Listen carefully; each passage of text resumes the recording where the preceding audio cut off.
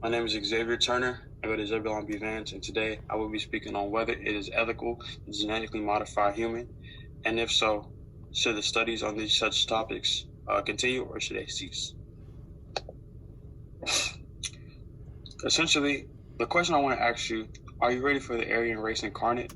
When I talk about the Aryan race, there was once a time where people, a minority in a sense, were judged and are viewed as a lower class due to a created race by someone in a high stature, someone who was a dictator, and his name was Hitler.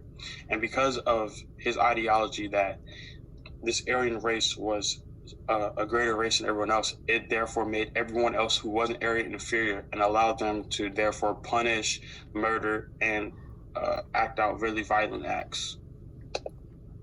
My thesis statement for this whole entire project is the practice of genetically modifying human genomes is unethical and should not be a continued study because it would ultimately lead to unfair and unjust advantages for those who are genetically modified over those who are not.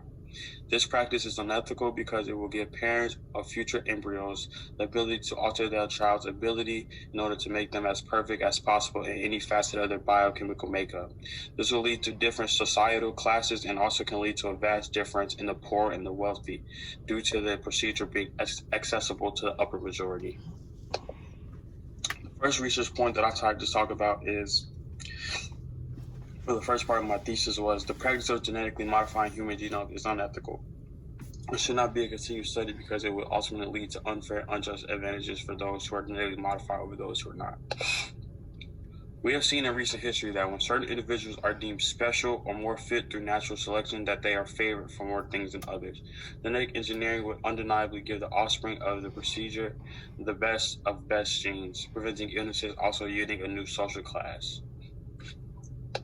My second research point is this practice is unethical because it will give parents of future embryos the ability to alter their child's ability in order to make them as perfect as possible in any facet of their biochemical makeup.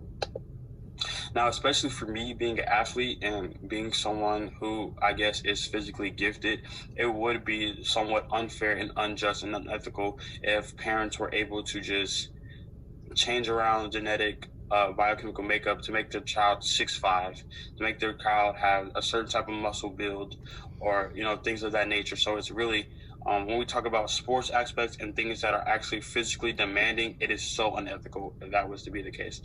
And also, parents are able to maximize the children's height, and also it would be unfair filing. It would be unfair filling of occupancies, and it would also seemingly make those who are not genetically engineered inferior in stature and in strength. And we would literally see everyone from that generation of genetically engineered humans would probably be faster, stronger, more intelligent. They would unable to get sick. All of these factors would have caused them to make everyone else who is not genetically engineered inferior. My third research point is this will lead to a different societal class. It also can lead to a vast difference in the poor and the wealthy due to the procedure being accessible to the upper majority. I think one of the main criticisms and worries when dealing with genetic engineering is how it will be used and who will it be accessible to. It sounds great that everybody can just make the perfect child, and they can also just make their offspring what they wanted to make. That seems it seems just perfect. Like, why wouldn't I want to do that? But when you talk about who is it accessible to, who is going to be able to get these procedures, who are these people, what are the stature of the people who are already going to have the procedures? The low-income families are not going to get that. They can't have it. The procedure is very expensive, or will be very expensive, and the low-income families would not be able to get that procedure done. So it just creates a big divide. It becomes vast, bigger and bigger and bigger, until there's literally just like gods, and then there's peasants. It's going to be that vast. And also, I think it will lead to further oppressive actions and ideologies against the lower classes. Like, if someone's genetically engineered, they're obviously going to feel like, well, I've literally been made to be perfect. So everyone who is not made to be perfect is inferior to me, and they're just not on my level. I shouldn't have to maintain, I shouldn't have to interact or even rub shoulders with anyone who isn't genetically modified or genetically engineered like me, because they're not like me. Genetically engineering a human is literally changing an outcome that was set in stone when the embryo was first created.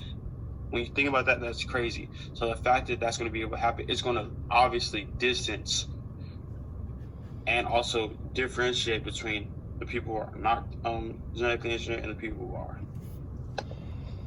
So in conclusion, I feel like it's unethical and it should just not happen. All the studies should cease to happen, or if it does continue, they need to make it where it's only ethical to change a certain amount of genetic things. Like you could change your baby's eyes and stuff like that. But then again, that goes back into the thing where there's also physical, things that we value in society.